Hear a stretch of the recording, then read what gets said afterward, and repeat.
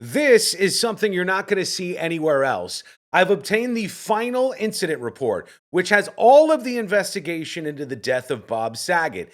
This is the end of the journey. After this, you won't see any more videos about this story on this channel unless something crazy happens. But there are some bombshells and a lot of redactions in this final incident report from the Orange County Sheriff's Office. And there are more questions than ever about what exactly happened to Bob Saget. So some of this is boilerplate. It's stuff that you already know, like the initial response. You know that the police showed up and that they found Bob Saget lying in a prone position on the bed. But some of it's new, and we get into the redactions fairly quickly here.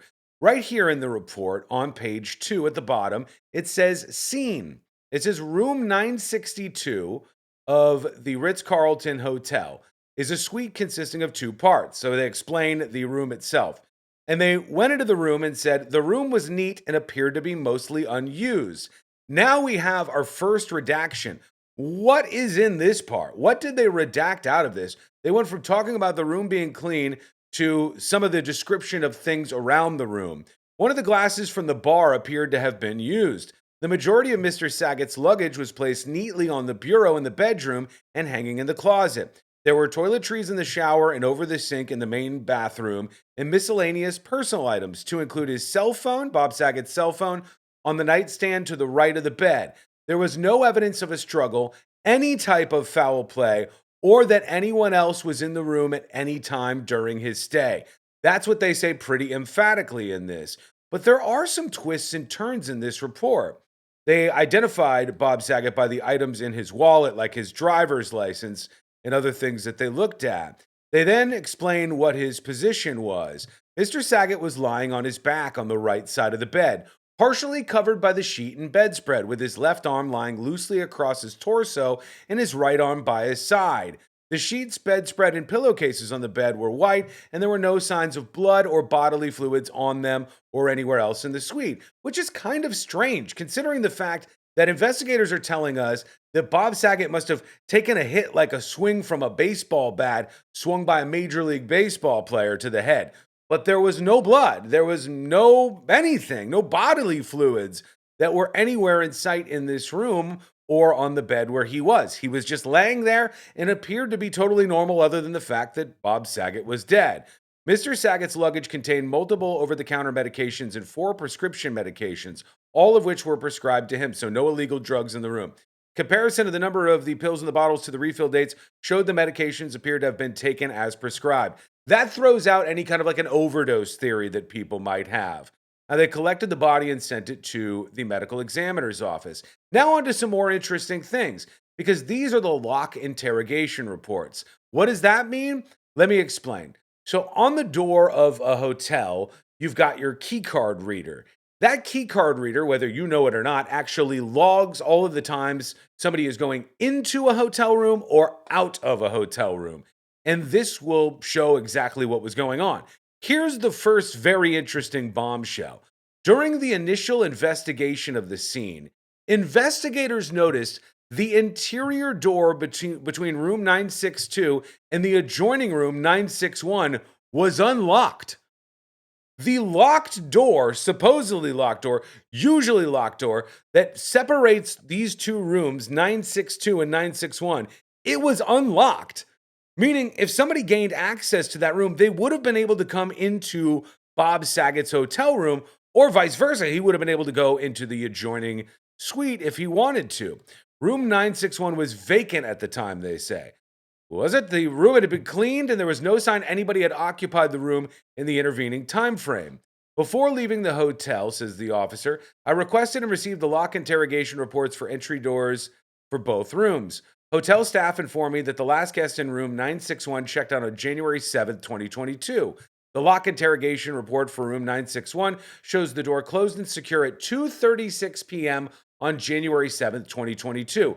There's no other activity for that lock until it's opened by a housekeeping master key at 3:09 p.m. on January 9th. Bob Saget likely died in the early morning hours of January 9th. So they're saying they don't have anybody registered as in that room, or they don't have any activity that shows that the doors were locked.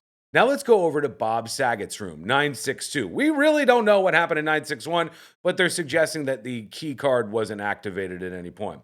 The report from Mr. Saget's room, 962, shows the door being opened by the key registered to that room at 2:17 a.m. on January 9th, 2022, which is consistent with the time Mr. Saget is known to have re-entered the hotel.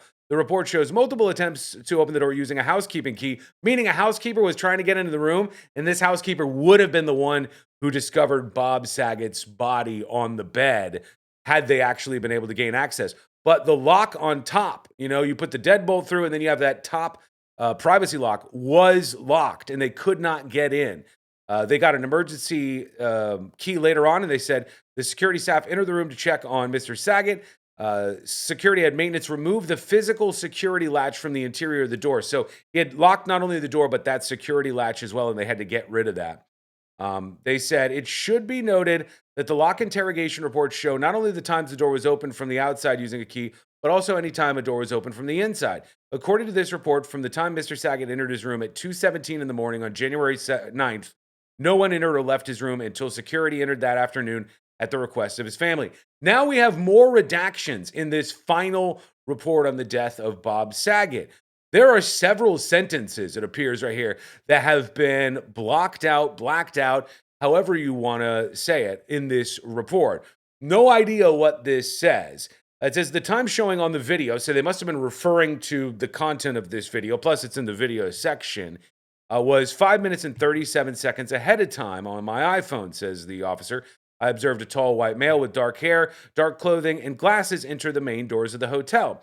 This time corresponds with Mr. Saget taking a photograph with Orlando Nunez outside the lobby at 2:13 in the morning. And there is indeed a photograph of this particular interaction. This is the moment when Bob Saget took his final picture, a final selfie with this guy, Orlando.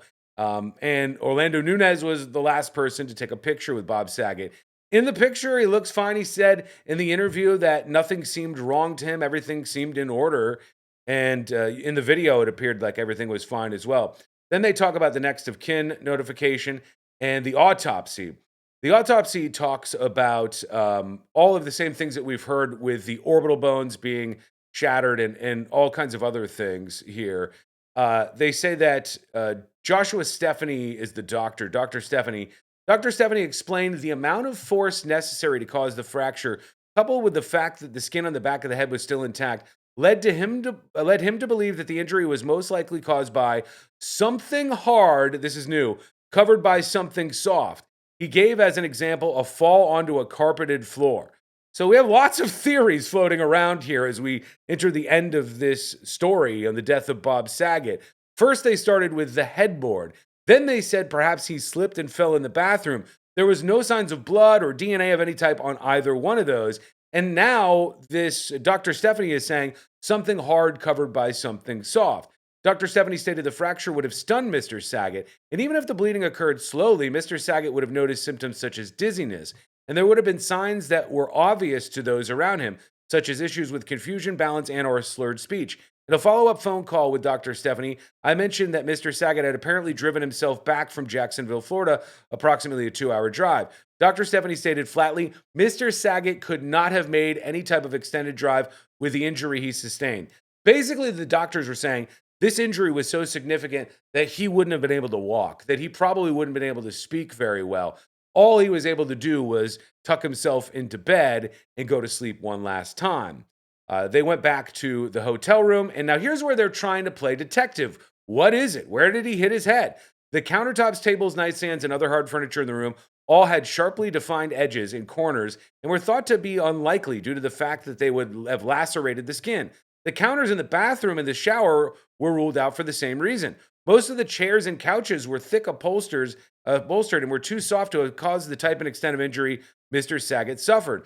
So they're ruling out all these countertops, all of these other places that are in the hotel room.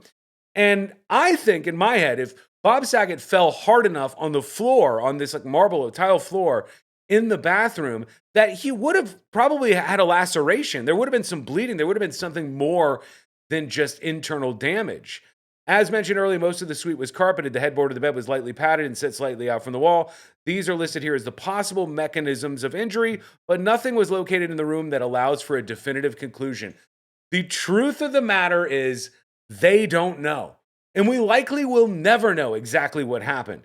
We won't know what it is that Bob Saget hit his head on, but he hit his head very hard in that room. They said that they thought this was done within hours of his death, whatever happened here in this hotel room at the Ritz in Orlando. They spoke to a lot of people who were with Bob Saget in his final days, including this Zachary Evans. Zachary Evans was an employee of Hard Rock Live who was assigned to Bob Saget, and he was with him in the green room after Bob Saget's show. He says their conversation covered a range of topics, mostly related to projects that Mr. Saget was working on, and his feelings on several members of the audience that had been asked to leave the venue that night due to their being disruptive during the show. I know who that is, but we'll leave that out of here. Mr. Saget told Evans that he was not much of a drinker and did not particularly enjoy being around people when they were drunk. So Bob Saget was upset because there was some drunk heckler at this event, and he was telling this to Zachary Evans, who was his handler at the Hard Rock. There was no alcohol at any of these venues that he was at. Then they talk to Elizabeth Glasgow. She was basically in the same position at the show in Jacksonville, where Bob Saget was the night before he died. And they said that he arrived alone. He was an incredibly nice guy. He went into his dressing room. He only had a Diet Coke and a very specific type of Red Bull. But again, not drinking alcohol. She would have been the person who filled any requests for this on the rider, and there was no alcohol in the dressing room. So he was as sober as could be during all of these moments here.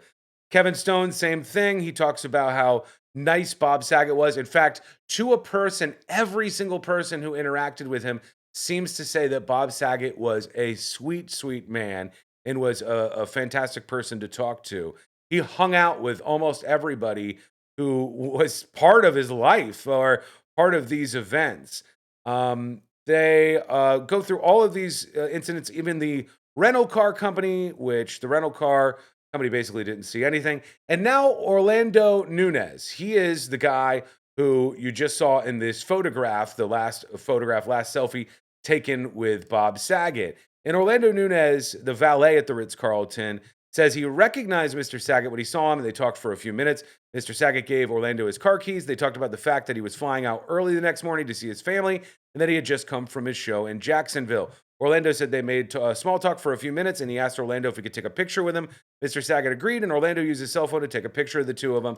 That's the picture you just saw. He spoke with him for 10 minutes. The valet, it's 2 o'clock in the morning.